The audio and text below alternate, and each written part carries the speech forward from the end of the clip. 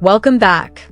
Let's talk about Eala's latest battle, the round of 32 at the National Bank Open in Toronto against Caty McNally. McNally sits at number 70 in the WTA rankings. Eala is the world number 20. On paper, the gap looks comfortable. In reality, it was anything but. McNally has been as high as the top 50 before injury interrupted her progress, and she arrived in Toronto with genuine recent form.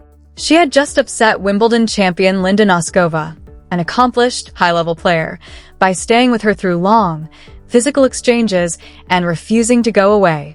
That result alone should have put every Eala supporter on alert.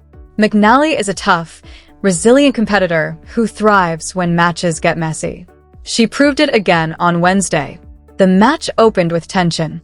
In the first game of the opening set, Eala's ground strokes sailed long twice, and a double fault handed McNally an early hold.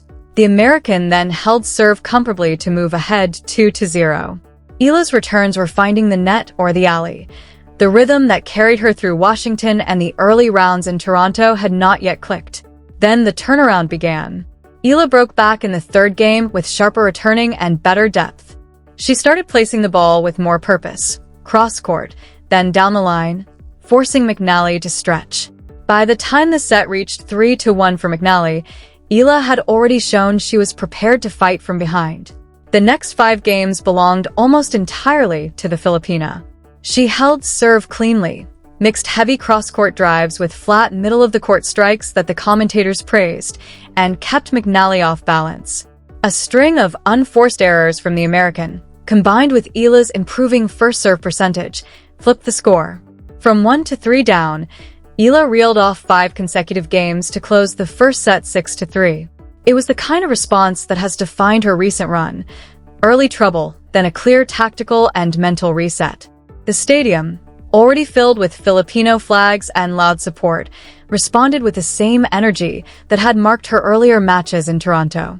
The second set told a different story. Both players continued to trade high-quality rallies. McNally's ability to stay in long exchanges became more noticeable. She retrieved balls that had beaten other opponents and began using the middle of the court more effectively. Eala still created chances and briefly led, but the physical cost of the week, plus the previous day's 3-set battle, started to show. Midway through the set, the match took a concerning turn. Eala began showing discomfort in her right foot. Medical staff came onto the court to check her. She continued, but the movement looked more cautious. Every change of direction carried extra risk. The Filipino section of the crowd grew quieter for a stretch, the usual roar replaced by anxious silence between points. McNally sensed the opening and pressed. She held serve more comfortably, forced Eala into longer defensive positions, and converted the key moments. The set stayed tight until the closing games. McNally took control of the 12th game and closed it out 7-5. The match was level at 1 set apiece. Eala left the court at the end of the second set and spent time with the trainers again. The exact nature of the foot issue was not immediately clear while the match was still ongoing, but the concern was obvious. A player who had just won 5 consecutive matches across 2 tournaments, including a title run in Washington, was now dealing with an injury scare in the middle of a 3-set battle against a dangerous opponent. What stood out even in the difficult second set was Eala's refusal to fold. She continued to construct points, continued to look for the short ball, and continued to compete for every game. McNally earned the set on merit. Her consistency in the longer rallies and her ability to raise her level when the match tightened were impressive. But Eala's competitive response, even while dealing with physical discomfort, kept the contest alive. The third set was still to come. Both players had already produced high-quality tennis. McNally had shown why she was capable of beating top players. Eala had shown, once again, the same never-say-die mentality that carried her through the DC Open and the opening rounds in Toronto. The crowd remained firmly behind her, the flags still waving, the noise still capable of lifting the atmosphere the moment she found another gear. For Filipino fans watching from home and in the stands, the message was familiar. The road is rarely smooth, the body is not always cooperative, and the opponent is never going to hand over the match.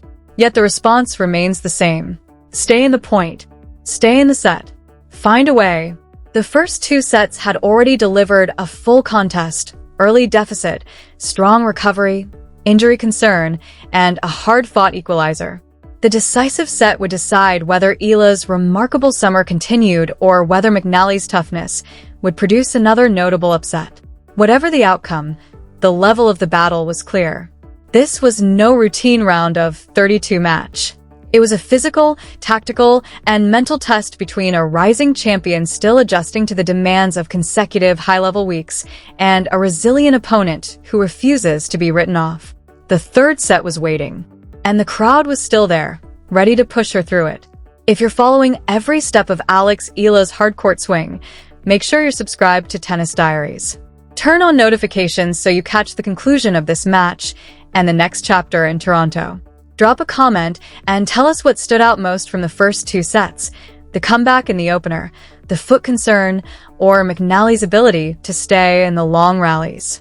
The fans who have been here since the beginning already know how these stories tend to end.